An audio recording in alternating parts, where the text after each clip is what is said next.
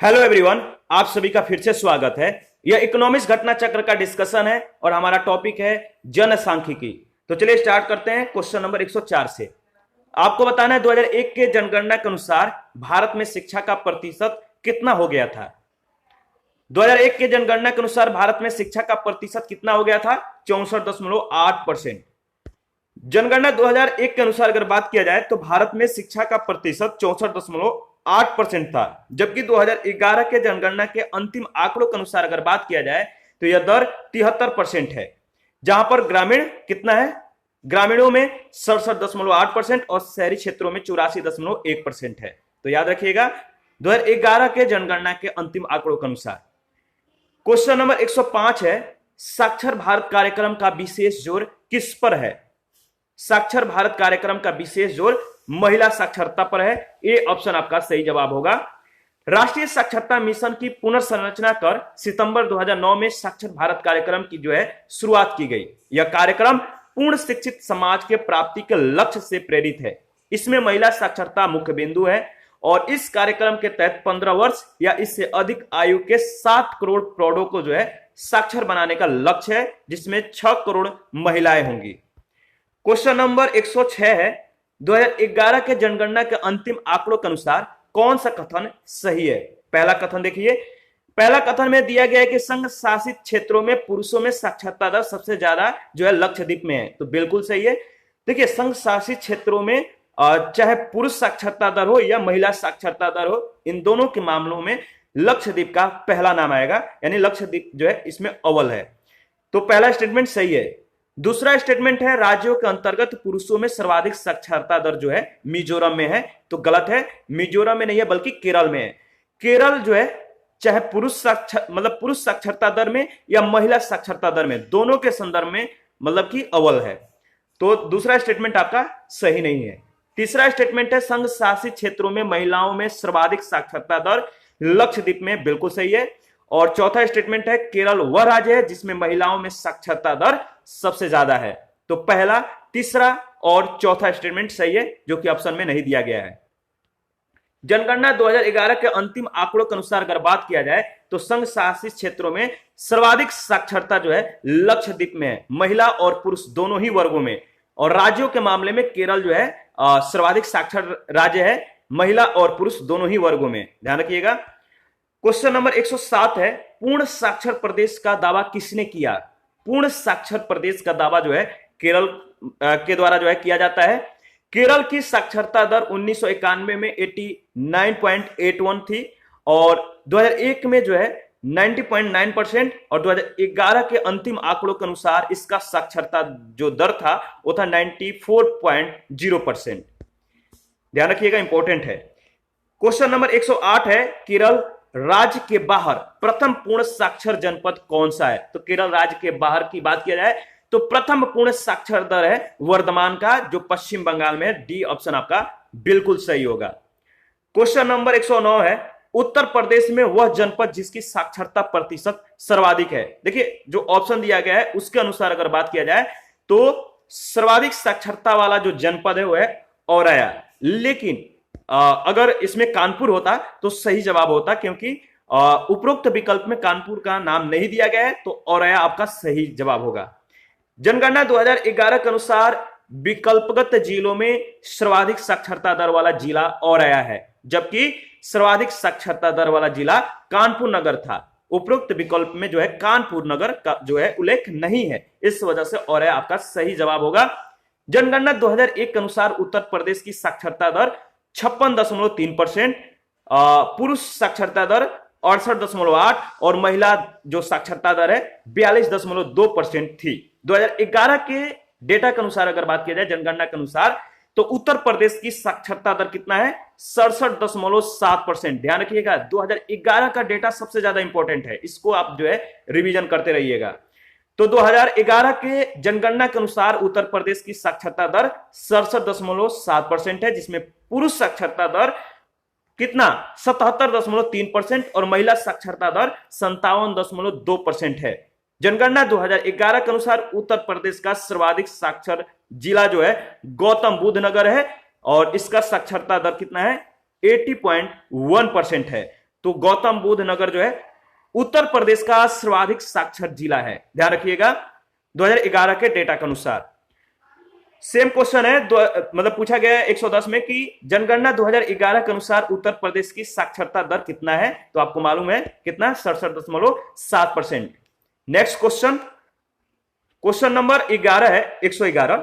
जनगणना 2001 के अनुसार साक्षरता दर में उत्तर प्रदेश का जो क्रम है राज्य या केंद्र शासित प्रदेशों में क्या है, कितना है? तो उत्तर प्रदेश का जो क्रम है राज्यों और केंद्र शासित प्रदेशों में वो है 31वां, सी ऑप्शन। 2010 में एक क्वेश्चन पूछा गया था, तो 2001 के जनगणना के अनुसार जो है आपको बताना था, तो 2001 के जनगणना के अनुसार साक्षरता दर में उत्तर प्रदेश का जो क्रम था 31वां था। वही अगर न्यू डेटा के अनुसार बात किया जाए 2011 के जनगणना के अनुसार, तो उत्तर प्रदेश का जो क्रम होगा इसके संदर्भ में 29वां है, ध्यान रखिएगा। क्वेश्चन नंबर 112 है, निम्नलिखित राज्यों में से किस में 2011 जनगणना के अनुसार पुरुष और स्त्री के साक्षरता के प्रतिशत दरों में न्यूनतम अंतर है? सही जवाब है मेघालय का। जनगणना 2011 के अनुसार पुरुष और स्त्री साक्षरता के प्रतिशत दरों में न्यूनतम अंतर जो है 3.1% मेघालय में है। जनगणना 2011 के अनुसार पुरुष और स्त्री के साक्षरता के प्रतिशत दरों में न्यूनतम अंतर वाले जो 4 राज्य हैं जिनका क्रम है वह है पहला मेघालय का, इसके बाद मिजोरम, केरल और नागालैंड का। क्रम याद रखिएगा। क्वेश्चन नंबर 113 है, जनगणना 2011 के अनुसार निम्नलिखित राज्यों में से किस राज्य में पुरुष और महिला साक्षरता दर में अधिक जो है अंतर है? तो किस राज्य में 2011 के जनगणना के अनुसार जो है पुरुष और महिला साक्षरता दर में जो है अधिक अंतर है, वह है आपका उत्तर प्रदेश का, बी ऑप्शन। देखिए विकल्पगत अगर बात किया जाए तो जो प्रश्न में विकल्प दिया गया है 2011 के जनगणना के अनुसार उत्तर प्रदेश राज्य जो है पुरुष और महिला साक्षरता दर में अधिक अंतर है। उत्तर प्रदेश राज्य में, उत्तर प्रदेश में साक्षरता दर जो है 67.7% है, जहां पुरुष साक्षरता दर 77.3 और महिला साक्षरता दर 57.2% है। यहां पर पुरुष और महिला साक्षरता दर में अंतर 20.1% का है, इतना अंतर है, मतलब जो विकल्प में दिया गया उसके अनुसार, तो ध्यान रखिएगा। क्वेश्चन नंबर 114 है, जनगणना 2011 के अनुसार उत्तर प्रदेश के सर्वाधिक साक्षरता दर वाले 4 जिले जो है इनका सही अवरोही क्रम क्या है? तो उत्तर प्रदेश के सर्वाधिक साक्षरता दर वाले 4 जिलों का अवरोही क्रम बताना है, वो भी जनगणना 2011 के अनुसार। तो सही जवाब होगा सबसे मतलब अवरोही क्रम में तो सबसे आगे आएगा गाजियाबाद, इसके बाद गौतम बुद्ध नगर, कानपुर नगर और औरैया। ठीक है, तो अवरोही, आरोही नहीं, अवरोही आरोही में मतलब कंफ्यूजन नहीं होना है, तो ध्यान रखिएगा। अवरोही क्रम में सबसे पहले गाजियाबाद, गौतम बुद्ध नगर, इसके बाद कानपुर और औरैया का लास्ट में जो है नंबर आएगा। तो सर्वाधिक साक्षरता दर वाले 4 जिलों का जो है सही क्रम आपको ध्यान में रखना है। तो इसके बारे में देख लेते हैं। देखिए जनगणना 2011 के अंतिम आंकड़ों के अनुसार अगर बात किया जाए तो उत्तर प्रदेश के सर्वाधिक साक्षरता दर वाले जो 4 जिलों का सही अवरोही क्रम है वह है गाजियाबाद। यहां पे जो साक्षरता दर है सबसे ज्यादा है, 85% है। गौतम बुद्ध नगर का 82.20% है, कानपुर नगर का 81.31% है और औरैया का 80.25% है। तो इस क्रम में बी ऑप्शन आपका सही जवाब होगा। जनगणना 2011 के अंतिम आंकड़ों के अनुसार उत्तर प्रदेश के सर्वाधिक साक्षरता दर वाले जिलों का जो है अवरोही क्रम जो है वह गौतम बुद्ध नगर, कानपुर, औरैया, इटावा और गाजियाबाद। तो याद रखिएगा अवरोही क्रम में, क्रम सबसे ज्यादा इंपॉर्टेंट है, बहुत बार पूछा जाता है। क्वेश्चन नंबर 115 है, 2011 के जनगणना के अनुसार उत्तर प्रदेश का सर्वाधिक साक्षर जिला कौन सा है? आपको मालूम है वह है गौतम बुद्ध नगर। और इसको फिर से रिपीट कर लेते हैं। 2011 के जनगणना के अंतिम आंकड़ों के अनुसार अगर बात किया जाए तो उत्तर प्रदेश का सर्वाधिक साक्षरता दर वाला जो जिला है वह है गौतम बुद्ध नगर। ठीक है, यहां पर कितना है 80.1%, जिसके बाद मतलब कि इसके बाद कानपुर का, गाजियाबाद में साक्षरता दर 78.10% है और लखनऊ में साक्षरता दर कितना है 77.30%। ठीक है, नेक्स्ट क्वेश्चन है क्वेश्चन नंबर 116। 116 में बताना है कि 2011 के जनगणना के आंकड़ों के अनुसार निम्नलिखित में से उत्तर प्रदेश के किस जिले में सबसे कम महिला साक्षरता है? 2011 के जनगणना के अनुसार आपको बताना है कि उत्तर प्रदेश के किस जिले में सबसे कम महिला साक्षरता दर है। वो है आपका रामपुर में, डी ऑप्शन। देखिए दिए गए जिलों में महिला साक्षरता का जो क्रम है इस प्रकार है। बलिया का जो है 59.8% है, देवरिया का 59.4, गोरखपुर का 59.4 और रामपुर का सबसे कम है 44.4%। 2011 के जनगणना के अंतिम आंकड़ों के अनुसार अगर बात किया जाए तो उत्तर प्रदेश के श्रावस्ती जिलों में महिला साक्षरता न्यूनतम है, सबसे कम है 34.8% है, ध्यान रखिएगा। क्वेश्चन नंबर 117 में आपको बताना है जनगणना 2011 के अनुसार उत्तर प्रदेश के संबंध में निम्नलिखित में से कौन सा कथन सही है। पहला कथन है न्यूनतम साक्षरता दर वाला जिला श्रावस्ती है, तो पहला वाला तो बिल्कुल सही है।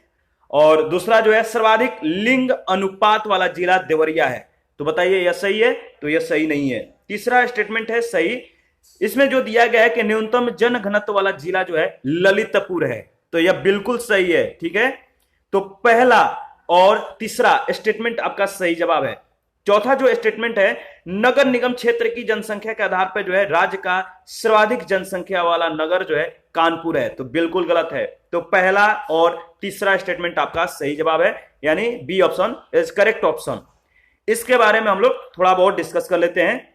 जनगणना 2011 के अंतिम आंकड़ों के अनुसार उत्तर प्रदेश का न्यूनतम साक्षरता दर वाला जिला जो है वह श्रावस्ती, यहां पे जो साक्षरता दर है 46.7% है। सर्वाधिक लिंगानुपात वाला जिला जौनपुर है और न्यूनतम जनघनत्व वाला जिला ललितपुर है, जबकि नगर निगम क्षेत्र के जनसंख्या के आधार पर राज्य की सर्वाधिक जनसंख्या वाला जो नगर है वह है गाजियाबाद।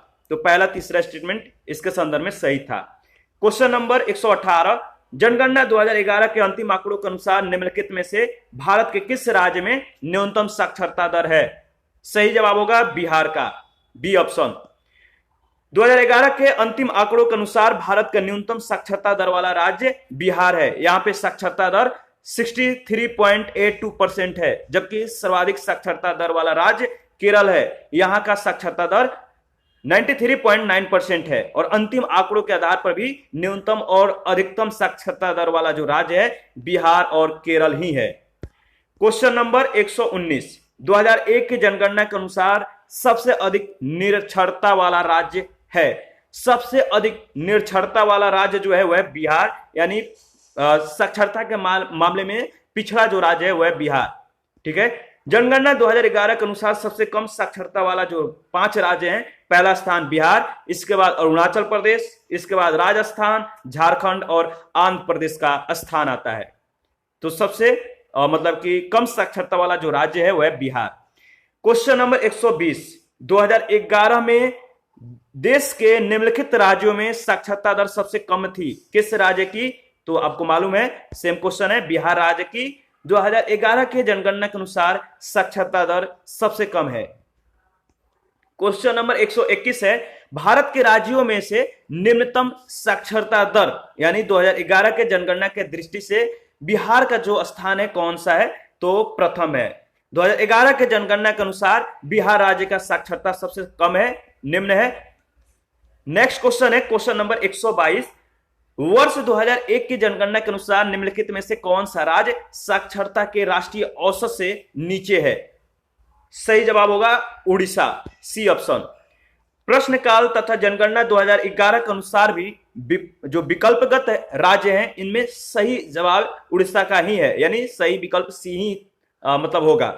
जनगणना 2011 के अंतिम आंकड़ों के अनुसार उड़ीसा की साक्षरता दर 72.9% है, जो अभी भी राष्ट्रीय औसत से कम है, यानी 73% राष्ट्रीय औसत है और जो उड़ीसा का साक्षरता दर है 72.9% है, तो राष्ट्रीय औसत से कम है। जबकि महाराष्ट्र, गुजरात और पश्चिम बंगाल की साक्षरता दर जो है आप देख सकते हैं, महाराष्ट्र का 82.3%, गुजरात का 78% और पश्चिम बंगाल का 76.3%। तो दिए गए विकल्प के अनुसार आपको बताना था।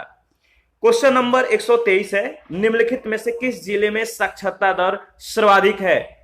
वह है आपका नरसिंहपुर, बी ऑप्शन। देखिए बी ऑप्शन आपका सही होगा प्रश्नकाल के संदर्भ में। और जनगणना 2011 के अनुसार जबलपुर जो है मध्य प्रदेश का सर्वाधिक साक्षर जिला है।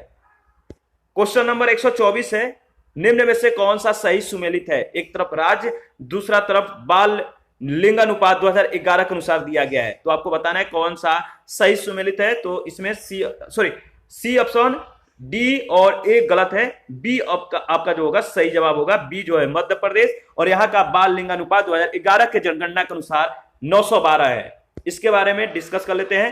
देखिए उत्तर प्रदेश जो है यहां पे शिशु लिंगानुपात 899 है, मध्य प्रदेश में 912 है, राजस्थान में 883 और बिहार में 933।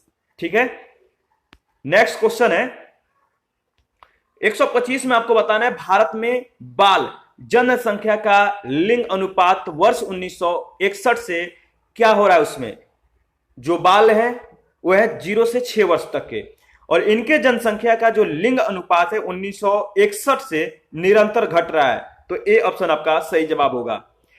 भारत में बाल जनसंख्या के लिंग अनुपात में 1961 से जो है निरंतर गिरावट की प्रवृत्ति रही। 1961 में यह जो था 976 थी, जो 1981 में 962, 2001 में 927 और 2011 में 919 हो गई। तो निरंतर घट रहा है। क्वेश्चन नंबर 126 है, जनगणना 2011 के अंतिम आंकड़ों के अनुसार भारत में 0 से 6 वर्ष के आयु समूह के बच्चों का यौन जो अनुपात है वो कितना है? तो जो शिशु लिंगानुपात है वह है आपका 914, सी ऑप्शन। आगे बढ़ते हैं। देखिए 2011 के अंतिम आंकड़ों के अनुसार भारत में शिशु लिंगानुपात 914 है और अंतिम आंकड़ों के अनुसार 919 था। ध्यान रखिएगा, दोनों जो बातें हैं इंपॉर्टेंट है। क्वेश्चन नंबर 127 है, भारत के किस राज्य में कुपोषण के शिकार बालकों का प्रतिशत जो है सबसे ज्यादा है, उच्चतम है? वह मध्य प्रदेश राज्य का। 2011 के सांख्यिकी एवं कार्यक्रम कार्यान्वयन मंत्रालय के आकलन के अनुसार अगर बात किया जाए तो भारत के मध्य प्रदेश राज्य में कुपोषण के शिकार बालकों का प्रतिशत सबसे ज्यादा है। यहां जो है 60% बच्चे कुपोषण से प्रभावित हैं, और इसके अलावा झारखंड में मतलब कि कह सकते हैं कि मध्य प्रदेश के बाद झारखंड, बिहार का जो है स्थान आता है। क्वेश्चन नंबर 128 है, 2001 की जनगणना के अनुसार भारत के किस राज्य में बाल मृत्यु दर जो है न्यूनतम है? तो बाल मृत्यु दर 2001 के जनगणना के अनुसार आपको बताना है भारत के किस राज्य में सबसे कम है? तो सही जवाब होगा केरल, बी ऑप्शन। देखिए 2001 के जनगणना के अनुसार केरल में बाल मृत्यु दर जो था 16 प्रति हजार थी, यानी 1000 पे 16 बच्चों का मृत्यु होता था। महाराष्ट्र और तमिलनाडु में बाल मृत्यु दर जो है 36, 49 एवं 53 जो है प्रति हजार थी। 2001 के जनगणना के अनुसार भारत में शिशु मृत्यु दर जो है 71 प्रति हजार थी, और 2011 के जनगणना के अनुसार अगर बात किया जाए तो देश में शिशु मृत्यु दर जो है 44 प्रति हजार है। देश में न्यूनतम शिशु मृत्यु दर वाला राज्य गोवा और मणिपुर, प्रत्येक में जो है 11 प्रति हजार मतलब कि है। सबसे कम कहां पे है? गोवा और मणिपुर में शिशु मृत्यु दर वाले जो न्यूनतम राज्य है वह गोवा और किसका? मणिपुर का। यहाँ पे 1000 बच्चों में जो है 1000 बच्चों में 11 बच्चों का जो है मृत्यु होता है। तो सबसे कम शिशु मृत्यु दर वाले ये राज्य हैं। सर्वाधिक शिशु मृत्यु दर वाला जो राज्य है वह है मध्य प्रदेश, सबसे ज्यादा 59 जो है मतलब प्रति हजार में बच्चों की मृत्यु होती है, और इसके बाद उत्तर प्रदेश, उड़ीसा का स्थान आता है। ध्यान रखिएगा, इंपॉर्टेंट है। क्वेश्चन नंबर 129 है, निम्नलिखित में से कौन सा कथन सही है? जो कथन सही है, 4 स्टेटमेंट है, आपको बताना है कि चारों स्टेटमेंट में से कौन सा कथन सही है। तो आपका इसमें जो बी ऑप्शन दिया गया है कथन सही है। 1901 के जनगणना में सर्वाधिक यौन अनुपात पाया गया है, तो बी ऑप्शन आपका सही जवाब होगा। 1901 से 2011 तक देखने से स्पष्ट होता है कि 1901 के जनगणना में सर्वाधिक यानी 972 प्रति हजार लिंगानुपात पाया गया था। विकल्प बी आपका सही है, जबकि अन्य विकल्प सही नहीं है। 2011 के जनगणना के अनुसार देश में जो लिंगानुपात है 943 है। ध्यान रखिएगा, इंपॉर्टेंट है। क्वेश्चन नंबर 130 है, 2001 के जनगणना के अनुसार भारत की जनसंख्या की पिछले दशक में वार्षिक घातांकी वृद्धि दर कितनी थी? 2001 के जनगणना के अनुसार भारत की जनसंख्या के पिछले दशक में वार्षिक घातांकी वृद्धि दर जो थी वो थी 1.9%। जनगणना 2001 के अनुसार भारत की जनसंख्या की जो है 1991 से 2001 के दशक में वार्षिक घातांक की वृद्धि दर जो है मतलब 1.97% थी और 2011 के जनगणना के अनुसार यह कितना था 1.64%। क्वेश्चन नंबर 131, भारत के बड़े राज्यों में केरल की जनसंख्या वृद्धि दर न्यूनतम है, निम्नलिखित में से कौन सा इसका सर्वाधिक रूप में स्वीकृत कारण है? कारण आपको देखकर बताना है, चार जो है इसके कारण दिए गए, इसमें बताना है कि इसका सही कारण क्या है। भारत के बड़े राज्यों में केरल की जनसंख्या वृद्धि दर न्यूनतम है, इसका मतलब कि केरल के जो जनसंख्या वृद्धि दर है न्यूनतम होने का जो सर्वाधिक रूप से मतलब कि स्वीकृत कारण है वो कौन सा है? आप देखकर बताइए, इसको एक बार ऑब्जर्व करिए, चारों स्टेटमेंट को पढ़िए और बताइए इसका सही जवाब क्या होगा। कमेंट करके हमें बताइए इसका सही ऑप्शन कौन सा ऑप्शन है। तो चलिए, बहुत अच्छा आप लोग जो है कमेंट कर रहे हैं तो हमें खुशी हो रही है। देखिए, इसका जो सही जवाब होगा सी ऑप्शन होगा, जो दिया गया है कि केरल ने साक्षरता और लोक स्वास्थ्य के संवर्धन में भारी निवेश किया है और सामाजिक नीतियों को उच्च प्राथमिकता दी है। तो सी ऑप्शन आपका सही जवाब होगा। केरल में जनसंख्या वृद्धि दर जो है न्यूनतम होने का जो प्रमुख कारण है वहां की जनांकीय एवं सामाजिक संरचना है। प्रश्नकाल के दौरान केरल सरकार के शिक्षा कार्यक्रमों के परिणाम स्वरूप केरल की साक्षरता दर जो है यहां पे जो है 90.9% थी साक्षरता दर, और वहीं लोक स्वास्थ्य की बेहतर व्यवस्था के कारण मृत्यु दर जो है राष्ट्रीय औसत से भी कम थी। 2011 के जनगणना के अंतिम आंकड़ों के अनुसार केरल की साक्षरता दर जो है कितना है 94%। क्वेश्चन नंबर 132 में आपको बताना है कि बौद्धों की अधिकतम संख्या पाई जाती है कहां पे? सबसे ज्यादा बौद्धों की संख्या जो मतलब कि सबसे ज्यादा बौद्धों की संख्या पाई जाती है वो कौन सा राज्य है? तो महाराष्ट्र। सी ऑप्शन आपका सही जवाब होगा।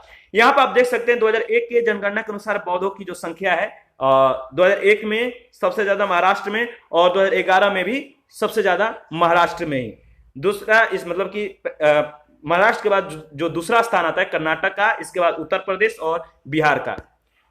2001 के अनुसार भारत में जनगणना 2001 के अनुसार ध्यान रखिएगा, भारत में बौद्ध मतावलंबियों की कुल संख्या जो है आप देख सकते हैं भारत की कुल जनसंख्या का 0.8% थी, जिसमें सर्वाधिक बौद्ध मतावलंबी महाराष्ट्र राज्य में निवास करते थे। 2011 में बौद्धों की कुल संख्या जो है कुल जनसंख्या का कितना है 0.69%। आगे बढ़ते हैं। क्वेश्चन नंबर 133, निम्नलिखित कथनों पर विचार करना है। दो कथन है, विचार करके बताइए कौन सा कथन सही है। ठीक है, तो इसमें जो पहला कथन है कि क्षेत्रफल में छत्तीसगढ़ पश्चिम बंगाल से बड़ा है, तो बताइए सही है? बिल्कुल सही है। दूसरा स्टेटमेंट है जनगणना 2001 के अनुसार पश्चिम बंगाल की जनसंख्या छत्तीसगढ़ की जनसंख्या से अधिक है, यह भी सही है। तो सी ऑप्शन आपका सही जवाब होगा, पहला और दूसरा दोनों। पश्चिम बंगाल का क्षेत्रफल जो है आप देख सकते हैं कि 88,752 वर्ग किलोमीटर है, जबकि छत्तीसगढ़ का क्षेत्रफल कितना है 1,35,192 वर्ग किलोमीटर है। पश्चिम बंगाल का 88,752, छत्तीसगढ़ का क्षेत्रफल 1,35,192 वर्ग किलोमीटर है। पहला कथन सत्य है। जनगणना 2011 के अनुसार जो है पश्चिम बंगाल की जनसंख्या छत्तीसगढ़ की जनसंख्या से अधिक है, ध्यान रखिएगा। और इस प्रकार दोनों कथन सत्य होने से जो है जो विकल्प सही होगा सी ऑप्शन होगा। जनगणना 2011 के अनुसार पश्चिम बंगाल और छत्तीसगढ़ की जनसंख्या जो है आप देख सकते हैं कितना है, आप देख सकते हैं यहाँ पे जो डेटा है आप एक बार देख लीजिएगा, इसको मतलब कि कलेक्ट कर लीजिएगा। जनगणना 2011 के अनुसार जो आपका विकल्प सी होगा सत्य ही होगा। 2011 के अनुसार भी अगर बात किया जाए तो इसके संदर्भ में दोनों स्टेटमेंट सही है। क्वेश्चन नंबर 134 है, निम्नलिखित कथनों पे आपको विचार करना है और दिए गए कूटों में जो सही उत्तर है आपको उसको चूज करना है। ठीक है, पहला स्टेटमेंट है भारत में विश्व का 2.4% भूभाग पर जो है विश्व की 16% जनसंख्या निवास करती है। बताइए यह सही है या गलत? तो देखिए पहला स्टेटमेंट आपका सही है। दूसरा स्टेटमेंट है भारत में विश्व की 1.6% भूभाग पर विश्व की 24% जनसंख्या निवास करती है, तो दूसरा स्टेटमेंट आपका सही नहीं है। तीसरा स्टेटमेंट है प्रतिवर्ष विश्व जनसंख्या वृद्धि में भारत की भागीदारी 1.4 करोड़ है और चीन की 1.8 करोड़। तो तीसरा स्टेटमेंट भी गलत है। चौथा जो स्टेटमेंट है प्रतिवर्ष विश्व जनसंख्या वृद्धि में भारत की भागीदारी 1.8 करोड़ है और चीन की जो है 1.4 करोड़ है।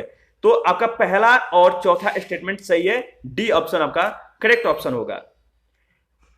क्वेश्चन नंबर 135 में आपको बताना है कि भारत की गिनती जनांकीय लाभांश वाले देश के रूप में की जाती है। ऐसा इसलिए क्योंकि यहां जो है 15 से 64 वर्ष के जो समूह है, यहां पे 15 से 64 वर्ष आयु वर्ग की जनसंख्या सबसे अधिक है। तो यहां की जो मतलब भारत की जो गिनती है जनांकीय लाभांश वाले देशों के रूप में की जाती है, यानी डेमोग्राफिक डिविडेंड के रूप में की जाती है। तो बी ऑप्शन आपका सही जवाब होगा।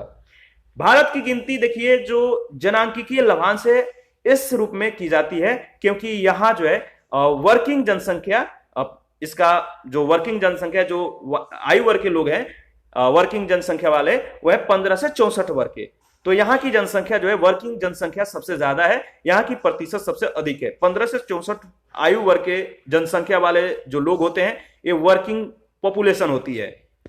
क्वेश्चन नंबर 136 है जब जनसंख्या विशेषज्ञ 2016 के आसपास भारत को मिलने वाली संभावित जनसांख्यिकीय बोनस की बात करते हैं तो उनका आशय निम्न में से किस तथ्य से है? इसका सही जवाब क्या होगा?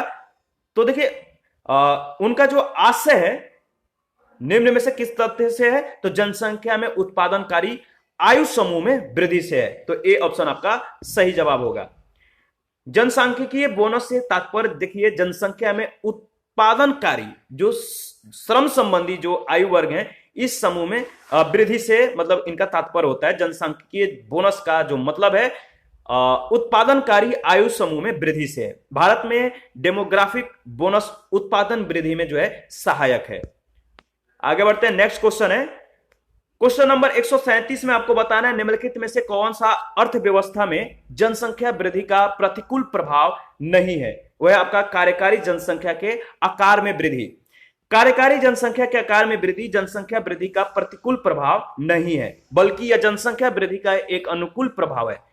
जनसंख्या वृद्धि के कारण कार्यकारी जनसंख्या के आकार में उत्तरोत्तर वृद्धि होती है जबकि जोतों के आकार की कमी, बढ़ती हुई बेरोजगारी और अनाजों की प्रति व्यक्ति उपलब्धता में कमी जनसंख्या वृद्धि का जो है प्रतिकूल प्रभाव है। ध्यान रखिएगा, इंपॉर्टेंट है। क्वेश्चन नंबर 138 है जनगणना 2011 के अनुसार जो है निम्नलिखित में से कौन सा बात सही नहीं है? तो 2011 के जनगणना के अनुसार यहां पे 4 स्टेटमेंट दिया गया है, कौन सा स्टेटमेंट सही नहीं है आपको बताना है। ठीक है, तो देखिए इसमें जो पहला स्टेटमेंट है वही आपका सही नहीं है। भारत में विश्व की 18.5% जनसंख्या है, तो भारत में विश्व की 18.5% जनसंख्या यह सही नहीं है, इतना नहीं है। ठीक है, 2011 के अंतिम आंकड़ों के अनुसार अगर बात किया जाए तो आपका जो विकल्प बी, सी और डी है इसमें वर्णित तथ्य सही है जबकि ए सही नहीं है। भारत में विश्व की लगभग 17.5% जनसंख्या जो है निवास करती है। लगभग 17.5% जनसंख्या जो है विश्व की जनसंख्या के अनुसार अगर बात किया जाए तो भारत में 17.5% जनसंख्या जो है निवास करती है, तो ध्यान रखिएगा। क्वेश्चन नंबर 139 है निम्नलिखित में से कौन सा एक भारत में जनसंख्या वृद्धि का प्रतिफल नहीं है? वह आपका वन्य जीवों में अभिवृद्धि, डी ऑप्शन।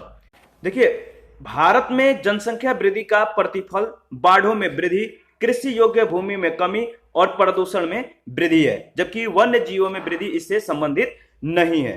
क्वेश्चन नंबर 140 में आपको बताना है कि जब दंपति रक्षण के दर में वृद्धि हो रही हो तो इसके संदर्भ में आप बताइए कौन सा सही जवाब होगा? तो देखिए इसमें सही जवाब होगा बी ऑप्शन, जन्म दर तभी घटेगी जब दंपति कम आयु के हो। इसके बारे में देख लेते हैं। दंपति रक्षण दर जन्म दर घटने का सबसे प्रभावी उपाय है। दंपति रक्षण दर में वृद्धि सर्वाधिक प्रभावी तभी होती है जब यह वृद्धि कम आयु वाले दंपतियों के बीच हो। क्वेश्चन नंबर 141 निम्नलिखित में से किस जनगणना दशक में लिंग अनुपात में भारतवर्ष में सबसे अधिक गिरावट दर्ज की गई? सही जवाब होगा 1961 से 1971 के दशक में, बी ऑप्शन आपका सही जवाब है। एक तरफ जनगणना वर्ष और दूसरी तरफ लिंग अनुपात दिया गया 1921 से 2011 तक, आप देख सकते हैं। क्वेश्चन नंबर 142 है, 2001 की जनगणना रिपोर्ट के अनुसार भारत में पुरुष स्त्री अनुपात कितना है? सही जवाब है 1000 अनुपात 933। 2001 के जनगणना के अनुसार भारत में पुरुष स्त्री अनुपात जो है 1000 अनुपात 933 और 2011 के जनगणना के अनुसार 943 थी। ध्यान रखिएगा 1000 यानी कि 2001 के जनगणना के अनुसार 1000 पुरुषों पे 933 महिलाएं और 2011 के जनगणना के अनुसार बात किया जाए तो 1000 पुरुषों पे 943 महिलाएं।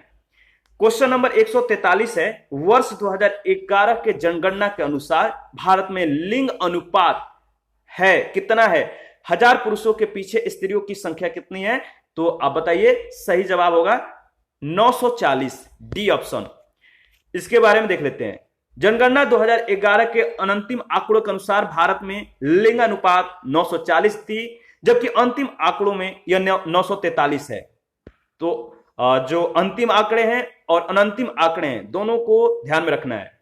क्वेश्चन नंबर 144 है, 2011 के जनगणना के अनुसार भारत में लिंग अनुपात क्या है? तो सही जवाब होगा इसमें डी ऑप्शन है, उपयुक्त में से कोई नहीं। आपको मालूम है कि 2011 के जनगणना के अनुसार भारत में जो लिंग अनुपात है कितना है? बहुत बार हम लोगों ने इसके बारे में चर्चा कर लिया है, तो आप लोग जो है फटाफट कमेंट करके बताइए इसका सही जवाब क्या होगा। तो चलिए आपके लिए छोड़ दिया जाता है, बहुत बार इसके बारे में चर्चा किया गया है। क्वेश्चन नंबर 145 है, वर्ष 2001 के जनगणना के अनुसार निम्न में से किस भारतीय राज्य में न्यूनतम लिंग अनुपात पाया गया है? 2001 के जनगणना के अनुसार आपको बताना है किस भारतीय राज्यों में न्यूनतम लिंगानुपात पाया गया है? तो सही जवाब होगा हरियाणा में। यहां पर आप देख सकते हैं कि हरियाणा में जो लिंगानुपात है 2001 के संदर्भ में 861 है, 2011 के संदर्भ में मतलब कि 879 है, पंजाब में 876 है, वही 2011 में 895 है, सिक्किम और उत्तर प्रदेश का भी आप देख सकते हैं। आगे बढ़ते हैं। नेक्स्ट क्वेश्चन है 146, 2001 से 2011 के मध्य उत्तर प्रदेश में लिंगानुपात में वृद्धि हुई, बताइए। तो 1000 पुरुषों पर 10 महिलाओं से, बी ऑप्शन आपका सही जवाब होगा।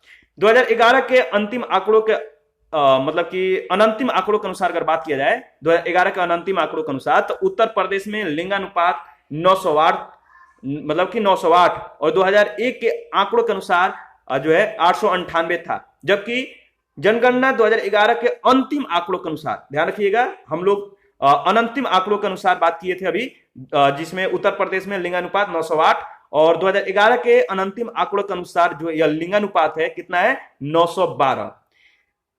अतः यदि अनंतिम आंकड़ों से तुलना की जाए तो 10 महिलाओं की वृद्धि होगी, परंतु अंतिम आंकड़ों से तुलना की जाए तो यह वृद्धि जो है 14 महिलाओं की होगी। तो उल्लेखनीय है कि लिंगानुपात का तात्पर्य प्रति 1000 पुरुषों की संख्या के तुलना में महिलाओं की संख्या से है। नेक्स्ट क्वेश्चन है 147, 1991 से 2001 के दौरान लिंगानुपात में सर्वाधिक दशकीय वृद्धि दर दर्ज की गई है, कहां पे? तो सही जवाब होगा अरुणाचल प्रदेश में। तो अरुणाचल प्रदेश ने 1991 से 2001 के दौरान लिंगानुपात में सर्वाधिक दशकीय वृद्धि दर्ज की। और यहां पर आप देख सकते हैं कुछ राज्यों का नाम दिया गया है जो ऑप्शन में दिया गया है। यहां पे जो है 1991, 2001 और 2011 का लिंगानुपात दिया गया है। अरुणाचल प्रदेश का 1991 में जो लिंगानुपात था 859 था, 2011 में 938 और 2001 में 893। उसी तरह केरल का आप देख सकते हैं 1991 में 1036, 2001 में 1059 और 2011 में 1084। उत्तराखंड और छत्तीसगढ़ का भी आप देख सकते हैं। क्वेश्चन नंबर 148 है, निम्न 4 राज्यों का उल्लेख है, इनमें से किस में 2001 की जनगणना के अनुसार निम्नतम लिंग अनुपात था? 2001 के जनगणना के अनुसार निम्नतम लिंग अनुपात था, बताइए किन 4 राज्यों का 4 राज्यों में से, मतलब कि 2001 के जनगणना के अनुसार निम्नतम लिंग अनुपात था, वह है आपका गुजरात, ए ऑप्शन। और यहां पर आप देख सकते हैं जो राज्य दिए गए हैं ऑप्शन में, उनके अनुसार जो डेटा है उनका छत्तीसगढ़ का 2001 में 989, 2011 में 991, उसी तरह तमिलनाडु का, मणिपुर का और गुजरात का भी आप देख सकते हैं। क्वेश्चन नंबर 149 है, भारत में 1991 से 2001 के दौरान लिंग अनुपात में सर्वाधिक ह्रास हुआ? बताइए। तो दमन एवं दीव में, डी ऑप्शन। 1991, देखिए प्रश्नगत राज्यों में 1991, 2001 और 2011 के दौरान लिंग अनुपात की स्थिति जो है इस प्रकार है, आप देख लीजिए जो डेटा दिया गया है। हरियाणा का जो है 1991 में 865 था, 2001 में 861 और 2011 में 800 मतलब 79। हिमाचल प्रदेश का जो है 1991 में 976, 2001 में 968 और 2011 में 972। दमन और दीव का जो है 2011 में 960, सॉरी 1991 में 960, 2001 में 710 और 2011 में 618। और दमन, दादर एवं नगर हवेली का जो है 1991 में आप देख सकते हैं 952, 2001 में 812 और 2011 में 774। जो डेटा एक बार देख लीजिएगा, रट्टा मारने की जरूरत नहीं है, फिर आपको जो है खिचड़ी बन जाएगी। तो 2-3 बार उसको रिवीजन कर लेना है, गौर से जो है उसको अवलोकन कर लेना है, तो आपको ध्यान में आ जाएगा। क्वेश्चन नंबर 150 है, 150 नंबर। इसमें पूछा गया 2011 के जनगणना के अनुसार निम्नलिखित राज्यों में से किस में ग्रामीण और शहरी दोनों क्षेत्रों में शिशु लिंग अनुपात न्यूनतम है? सही जवाब होगा हरियाणा का। हरियाणा का जो है शिशु लिंग अनुपात सबसे कम है।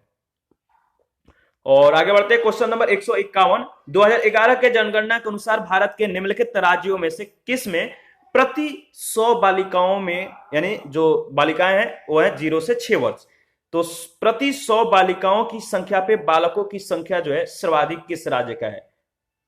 तो आपका सही जवाब होगा हरियाणा का।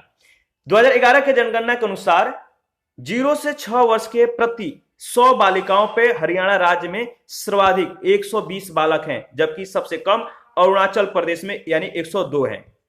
क्वेश्चन नंबर 152 है, जनगणना 2011 के अनुसार सबसे कम लिंग अनुपात वाला राज्य कौन सा है? तो हरियाणा, आपको मालूम है। और इसके बाद देखिए, मतलब कि जो नेक्स्ट क्वेश्चन है, यहां से डिस्कशन हम लोग नेक्स्ट सेशन में करेंगे। अभी के लिए इतना ही। और जिन लोगों को पीडीएफ चाहिए या टेस्ट सीरीज का पीडीएफ चाहिए या एक्स्ट्रा चीजें चाहिए, तो आप लोग चैनल को ज्वाइन कर लीजिए, ठीक है। जो लोग चैनल का मेंबरशिप लिए हुए हैं उनको जो है सारे पीडीएफ प्रोवाइड कराया जाएगा, जो भी इंपॉर्टेंट होगा एग्जाम के पॉइंट ऑफ व्यू से उन्हें प्रोवाइड कराया जाएगा। तो आप ज्वाइन कर लीजिएगा। तो आप अपना प्रतिक्रिया देते रहिए, आपके प्रतिक्रियाओं का हमें बेसब्री से इंतजार रहता है। और कोई भी डाउट हो, कहीं से भी हो, आप हमें कमेंट कर सकते हैं। तो थैंक यू, मिलते हैं नेक्स्ट सेशन में।